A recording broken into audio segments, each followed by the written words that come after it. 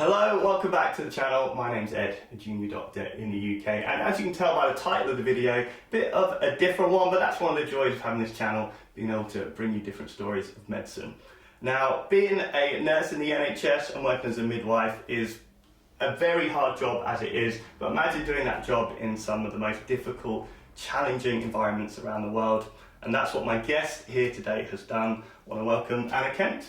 Oh, thank you for having me. Thank you very much for taking the time to come visit. You've written your first book. I have, yes. Frontline Midwife, and obviously I've talked a little bit in the intro about what that might entail. Tell me about why you wrote the book. Oh, where to start? So I'm a nurse and a midwife in the UK, but I always had a dream that I'd like to work in humanitarian crises because I felt I had a good skill set to offer. So I joined Médecins Sans Frontières, or MSF, Doctors Without Borders. It was a few years ago now, and I worked in, as you said, some of the most dangerous places for women to give birth. My first placement was for a year in South Sudan, where it was estimated at the time about 1 in 8 women died in childbirth. So obviously really, really difficult environment to work in. On top of that, there was about 50 degrees centigrade at lunchtime. We had black mambas in the clinic, we had red cobras, tarantulas. There was a Nile crocodile that was nearby that was the biggest freshwater predator in the world. And we had a lot of cases of malaria, so it was malaria falciparum, which is the most dangerous type as well. So yeah, it was a very extreme, hazardous environment. But what was amazing about it was that we could make a really positive difference. So I'd set up a hospital. It was me and one other nurse in an area the size of Belgium. So quite a big geographical area. And we provided the only healthcare for that population. And I was there for a year, living in my little one-man tent, and saw some just really amazing, wonderful, horrible, horrendous, brilliant things. And all these thoughts were bubbling around and around. So I ended up keeping a diary, and then from that diary later came the book. Yeah. Wow. So you must have quite the stories then. Quite a few stories. Yeah, it's one of those things. I'm very aware that from my position as an educated woman from the UK, I do come from a place of privilege, and I absolutely, one of the first points to make is it should be the women that I was helping to give birth in South Sudan, they should be telling their own stories. But one of the bleak realities of war and of humanitarian crises is that often people don't have the agency to be able to write it themselves. So people in South Sudan, more women die in childbirth than go to secondary education. So they don't have necessarily the facility, but also a lot of the women I worked with didn't survive, and so I was keeping diaries for mental health reasons. And then I felt that actually this has become a testimonial. I might have been the only person to hear this woman's story, and so I felt it was, I guess, a moral obligation to share stories and to speak out on their behalf, especially if they're not able to for themselves. One example I can give to you was it was before I actually trained as a midwife. I was an emergency nurse in South Sudan, and a woman came in. We didn't have ultrasound, we didn't have even running water, we didn't have electricity, we didn't have a lab to do the usual lab tests we do in hospitals here.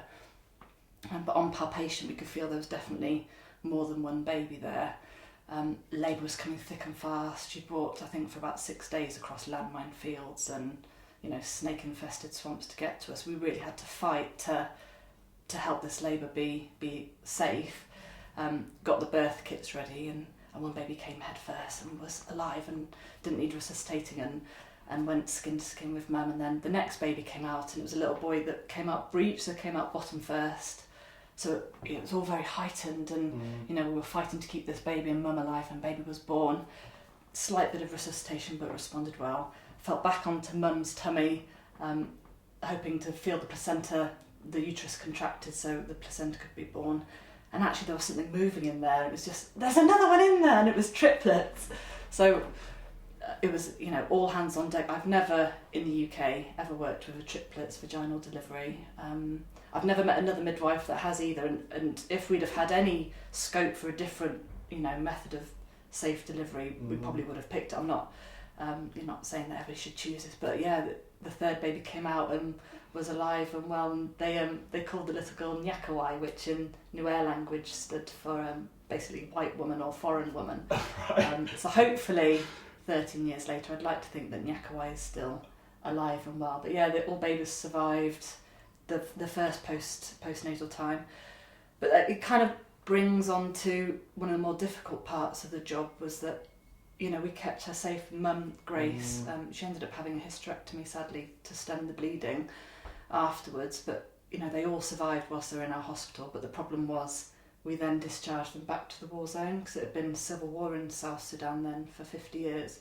So we had this intimate, amazing time with them, and they survived. But then to discharge them back to the war zone, you know, I still don't know a way to actually like repair that sort of broken heart of, I can't protect you once you've left like the facility that we were working with.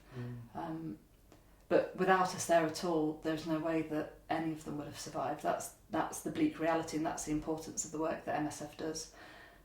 But it's the thing about war zones is there's no easy fix.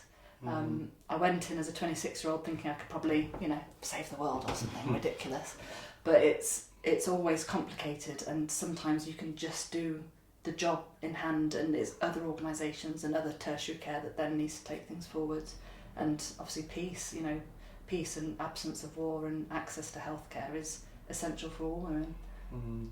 So take me back to those kind of first days though, because obviously you've experienced some of these things in the UK. What were your thoughts coming into that in the first few days? Was it a shock to the system? Was the training good?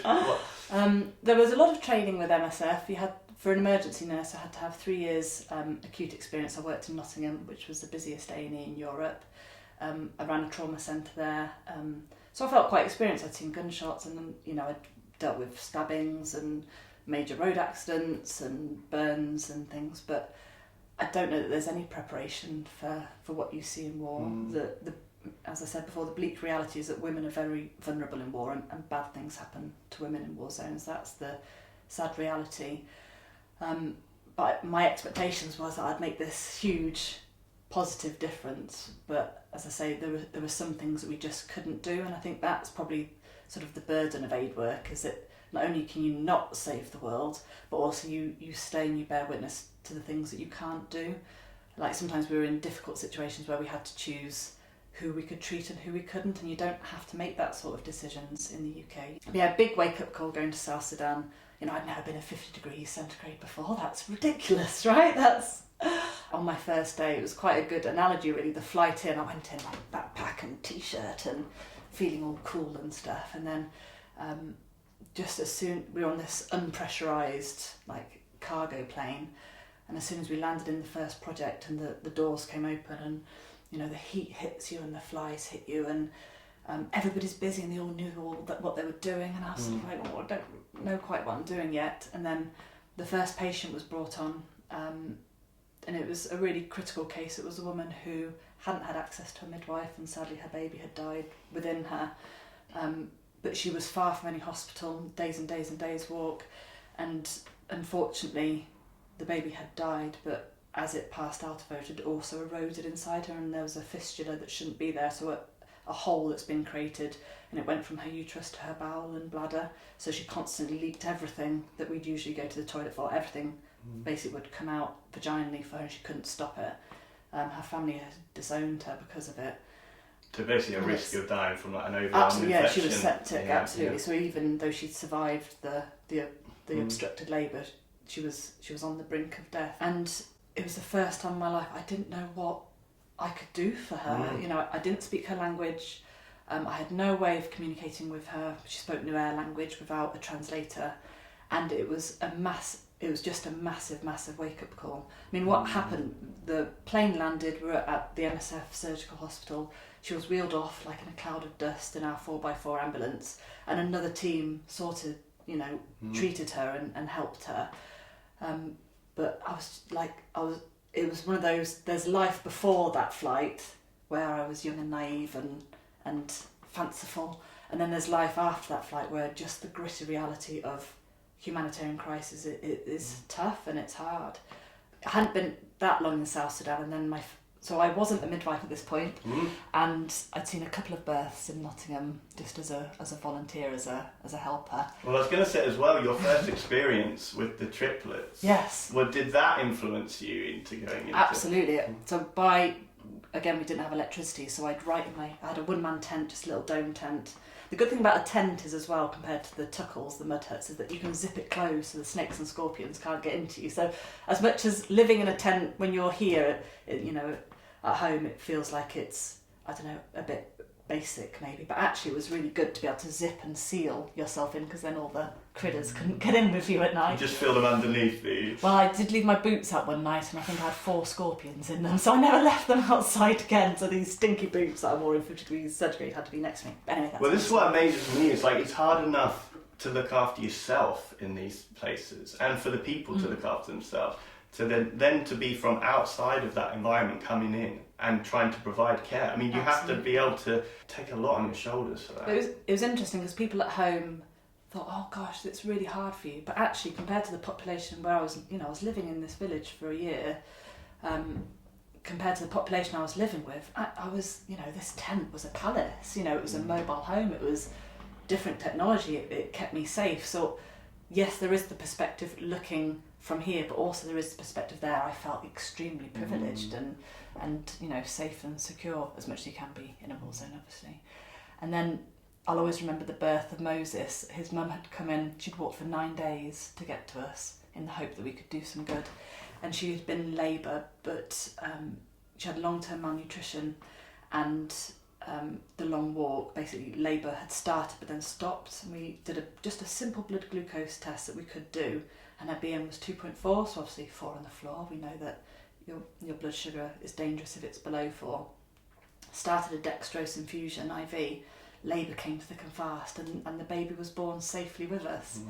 The baby did need resuscitating, but we had basic resuscitation equipment with us, and it kind of shows it doesn't always take so much. You need to be there at the time. Mother and baby may not have made it otherwise, but sometimes it doesn't take complex intervention to actually save the lives of the people that came to us. And you kind of forget about that stuff, because that would be done in a routine visit to hospital. You'd pick up on the glucose, but you wouldn't even think about that being an issue, a main issue. So you kind of have to relearn the medicine from the ground up. Yeah, we had a stethoscope, a thermometer, our hands. Right. And that was basically our equipment. Had a listening horn, the Pinard stethoscope. That was most of our equipment, and we had IVs and IV medications and things. And in our basic clinic, we saw about 1,000 people a month, and we did save the life of most of them. Obviously, it's the ones we didn't save. They're the ones that stay with us. But one of my little talismans that I take with me. So with Moses, with Nyoan, his mum, after he was born safely, it was tradition in South Sudan that women would often wear belly teaks. It's when you don't have access to healthcare, often you basically have to invoke whatever security and safety nets you can. And her family basically made this for me and tied it around us with the colours of MSF. And then they just seal the ends of it just with a match, like burn the ends of it round. And I swore at the time I'd never ever take it off. And it worked quite well, because when I came back to the UK, I was like, did this stuff ever happen? Like these wacky, wonderful, unbelievable stories. But this was always then, I wore it for years until it started to fray, and I wanted to keep it safe. But it became my talisman because it did make it real, because it was something that I could carry with me. So if I did need to just remember that, South Sudan's only a few hours flight away, but it's not the third world, it's our world. We're all part of one world, and a woman in South Sudan deserves every right access to a trained midwife, as anybody here would do as well. So I like to keep this with me just as a reminder of the positive stories, because sometimes you do just remember the more difficult ones. Yeah. Wow, what a beautiful memento. Incredible stories as well. We're going to do a couple of videos, this one just on the your very first trip to South Sudan. But yeah, Frontline Midwife, it's out now. So thank you very much, Anna, for joining us. Thanks for having me.